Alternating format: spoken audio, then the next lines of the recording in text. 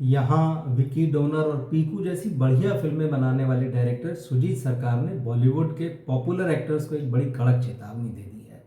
उन्होंने क्या कहा है और उनकी बातों के क्या मायने हैं और किस तरह से उन्होंने इन पॉपुलर एक्टर्स की कलई खोल दी है, इस वीडियो में हम यही बात करेंगे। दरअसल सुजीत सरकार इस समय इसलिए चर्चा में है क्योंकि उनकी 10 साल पहले जो फिल्म आई थी पीकू, आपको याद होगा, अमिताभ बच्चन, दीपिका पादुकोण, इरफान, और ये फिल्म 9 मई को एक बार फिर से थिएटर्स में लगेगी, मतलब री रिलीज होगी। तो अब जब ये फिल्म री रिलीज होने वाली है तो सुजीत सरकार जो है एक बार फिर से मीडिया में बातें कर रहे हैं और कुछ बड़ी ही जेन्युइन बातें उन्होंने कही। तो उनसे पूछा गया एक इंटरव्यू में कि भाई हिंदी सिनेमा के साथ क्या हो गया है, क्या गड़बड़ी हो गई है, क्योंकि एज अ मेकर वो सोचते हैं, एज अ प्रोड्यूसर भी सोचते हैं, उनकी अपनी फिल्म कंपनी भी है। तो ये सवाल जब उनसे एक इंटरव्यू में पूछा गया तो उन्होंने कहा कि अब हम रिस्क कम ले रहे हैं। देखिए, सिनेमा रिस्क है और हर लिहाज से रिस्क है, कंटेंट के लिहाज से भी रिस्क है और मनी के लिहाज से भी रिस्क है। तो सुजीत सरकार ने कहा कि there are two very important reasons. अब क्यों रिस्क नहीं ले रहे हैं, तो कहा कि इसके दो बड़े कारण हैं। First of all I would say that film makers and producers as creative people are not taking risk. मतलब सिनेमा की जो ये हालत हो गई आज, तो उन्होंने कहा कि भाई फिल्म मेकर्स ने और प्रोड्यूसर्स ने अब रिस्क लेना बंद कर दिया एक क्रिएटिव आदमी के तौर पर, एक क्रिएटिव पीपल के तौर पर। When it comes to story telling you can't just repeat old story. देखिए, ये बहुत पते की बात है जो सुजीत सरकार ने कही है और हम बार बार कहते हैं कि भाई जब स्टोरी टेलिंग की बात आएगी, सिनेमा में आप क्या देखने जाते हैं, कहानी देखने जाते हैं, और बार बार आपको वही कहानियां घुमा फिरा के चकरगिंडी बना के, दाएं को बाएं, बाएं को दाएं, ऊपर को नीचे, नीचे को ऊपर करके अगर वही दिखाया जाता रहेगा, वही तमाशा, वही खेल, तो आप क्यों देखेंगे। स्टोरी टेलिंग आपको हमेशा नई चाहिए। तो उन्होंने कहा कि when it comes to story telling you can't just repeat old stories, you have to take some risk somewhere. आपको रिस्क तो लेना पड़ेगी उसमें। You need to bring new insightful subjects no matter what the genre is. बिल्कुल साफ बात है, आप नई कहानियां लाइए, नए थॉट्स लेके आइए, और किसी भी जॉनर में, वो एक्शन हो सकता है, थ्रिलर हो सकता है, लव स्टोरी हो सकती है, सोशल हो सकता है, हॉरर हो सकता है, कॉमेडी हो सकता है, स्पोर्ट्स होता है, बायोपिक है, आप कुछ भी लाइए पर नया लाइए। कुछ ऐसा लगे देखने वाले को कि जब वो थिएटर में गया है तो उसने कुछ नया एक्सपीरियंस किया है, और जब वो थिएटर से बाहर निकले तो उसको अंदर फुलफिलमेंट जैसा कुछ एहसास हो, वो सिनेमा जो उसने देखा है उसके अंदर रहे, उतरे। ऐसा नहीं कि सिनेमा घर में गए और वहाँ बैठे बैठे 2-2.5 घंटे गुजारे और बाहर ऐसे आ गए जैसे रेनकोट पहनकर बैठे हुए थे और बारिश भी नहीं हुई, इस तरह का मामला। दूसरा एक और बहुत इंपॉर्टेंट बात है जो सुजीत सरकार ने कही, वो बात है पॉपुलर एक्टर्स को उन्होंने खास तौर पे, जो लोग जिनको कहिए आप स्टार कह लीजिए, उन्होंने पॉपुलर एक्टर कहा है, या जिन एक्टर्स को लगता है कि भाई हम तो पॉपुलर हैं, चाहे एक फिल्म चली है, चली भी नहीं है, आ बस गए हैं, अगर किसी ठीक ठाक डायरेक्टर के साथ बनी, किसी ठीक ठाक प्रोडक्शन हाउस ने उसको लॉन्च कर दिया उस एक्टर को, तो उसको लगता है अब मैं तो बस भगवान हो गया हूँ, क्या है। तो ऐसे एक्टर्स के लिए उन्होंने कहा है, I won't say much about peoples entourages और what they charge, but I am sure of one thing, popular actors will have to lower their fees. बहुत साफ है ये बात कि पॉपुलर एक्टर्स को अपनी फीस कम करना पड़ेगी। अब चाहे जो तामझाम लेके चल रहे हैं आप अपनी फीस में से उसको दीजिए, चाहे कैसे भी दीजिए, प्रोड्यूसर पे उसको मत ला दिए, अपने चार्ज कम कीजिए, अपनी फीस कम कीजिए। इफ दे डोंट, अब उन्होंने यहाँ बहुत बड़ा संकेत दिया और बहुत बड़ी बात कही है, क्या खतरा है इनके सामने। If they don't directors will stop approaching them. मतलब साफ है कि अगर इन लोगों ने अपनी फीस नहीं घटाई, अपने नखरे बंद नहीं किए, अपने साथ जो पूरी बारात लेके चलते हैं कि शेफ भी मेरा होगा और मेरा फिजिकल ट्रेनर भी होगा, मेरा मैनेजर भी होगा, मेरा बॉय भी होगा, 2 पीआर वाले भी होंगे, मेरे को एक नहीं 2 वैन लगेगी, और उसके अलावा जब भी कोई सेट पर मेरा रिश्तेदार दोस्त आएगा उसके भी नखरे झेलने, मतलब ये सारा उन्होंने कहा कि ये अब नहीं चलेगा। अगर ये लोग नहीं सुधरते हैं तो एक बात तय है कि डायरेक्टर्स उनके पास में अपने आइडियाज़ के साथ, अपनी स्टोरीज के साथ नहीं जाएंगे।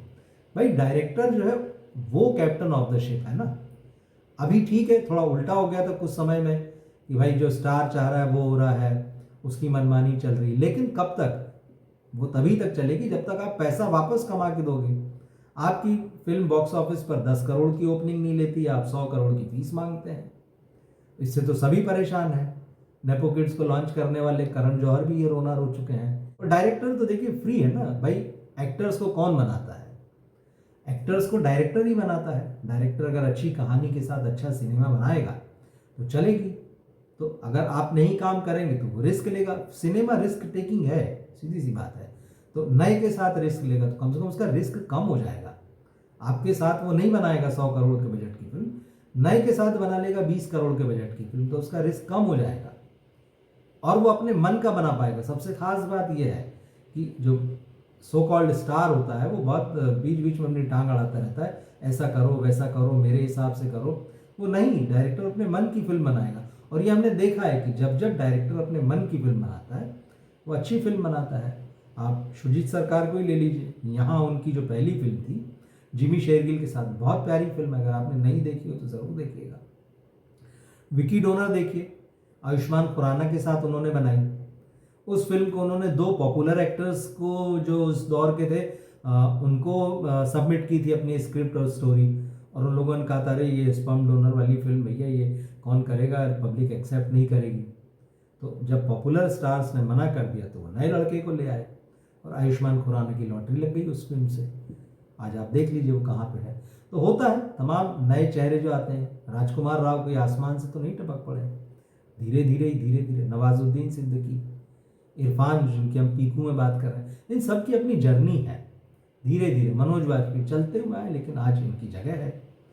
लेकिन ये जब बड़े हो जाते हैं तो भी थोड़ा सा इनको ध्यान रखना चाहिए इस चीज़ का कि जिनके नाम लिए उनकी नहीं, बाकी सब की भी बात कर रहा हूँ, कि वो ख्याल रखें अपने बजट का, अपने जो प्रोड्यूसर का बजट है, फिल्म का बजट है। 80-90% तो एक्टर्स और स्टार्स की फीस पे खर्चा हो जाता, फिल्म कैसे बनेगी? तो शुजीत सरकार ने बहुत साफ कर दिया है कि आने वाले समय में अगर ये नहीं सुधरते हैं तो तय मानिए कि डायरेक्टर्स जो हैं वो दूसरे नए लड़कों के पास चले जाएंगे, नई लड़कियों के पास चले जाएंगे, नए चेहरे लॉन्च किए जाएंगे। बैठे रहिए आप पे। तो ये बड़ा खतरा है।